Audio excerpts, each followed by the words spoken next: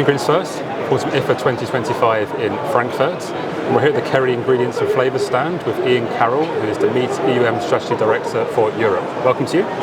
Thank you. So my first question, what are some of your key product highlights at this year's show? Well, I guess the key message that we want to land with our customers at the show this year is that consumer needs are changing in the market.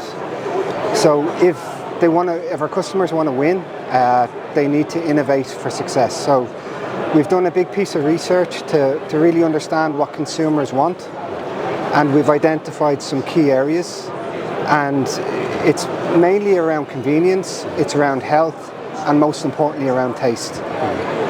Okay, so you mentioned convenience, taste and health. Yeah. Tell us more about these consumer trends and how you're looking to tap into them. Sure, so the way we framed it at the show is through the lens of what we're calling next generation disruptors.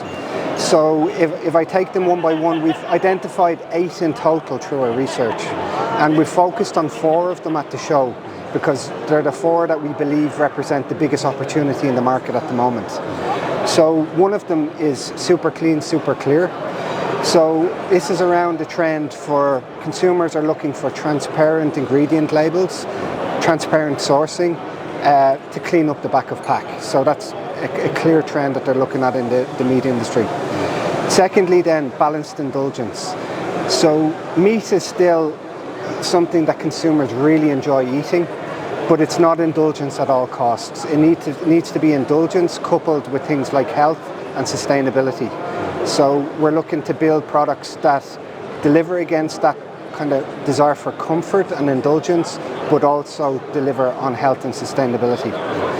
The third one that we're looking at is exotic eclectic. So I guess this started during COVID times, whereby consumers couldn't travel physically, so they traveled via their food. So looking at adventurous flavours from around the world, experimentation and exploration through food. So looking to build taste profiles in meat that deliver against that need. Okay, and as you say, consumers increasingly demand more nutritious products, which could mean higher protein products, yes, but as well as sustainable and affordable. So how can you balance all of those demands simultaneously? Yeah, sure. It's a tricky equation to balance, but like within our own portfolio, we have some technology solutions that allow you to do that. So let's take smoke for an example. So smoke profiles are so common in the meat industry, and traditional smoking methods aren't always the most sustainable way to do things. So we have a range called Fire Up, which allows us to deliver smoke through smoked ingredients that are compliant with regulations, that deliver the same great smoke taste profiles, but are a lot more sustainable in terms of carbon emissions, water usage. So it allows us to deliver that sustainability benefit as well. That's interesting. And looking forwards, in what ways do you expect the protein market to develop and diversify over the coming years? Sure, so let me break it down into maybe the shorter term and then medium to longer term. So in terms of the short term, there's definitely cost pressure, right? So from a consumer perspective, we are seeing consumers trading into things like poultry, white meat that on a cost per kilo basis are more price accessible.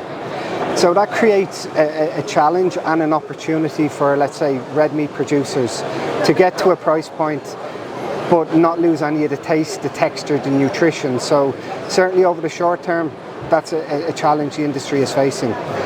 In the medium to long term, I definitely think hybrid has a role to play. So when I talk about hybrid, it's where in a product you maybe reduce the meat content and you introduce things like vegetables. So we have a concept on the stand at IFA this week, which is we call a forest grill burger. So we've taken a traditional quarter pounder burger, we've reduced the meat content by 30%, but we have used mushroom then in the mix as well. So it's meat plus, it's not necessarily meat reduction, it's meat with the benefits of mushroom.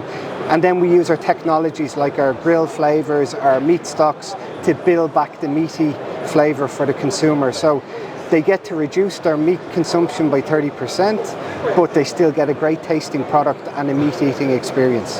That's great. Thanks for your time today. Yeah, thank you, Joshua.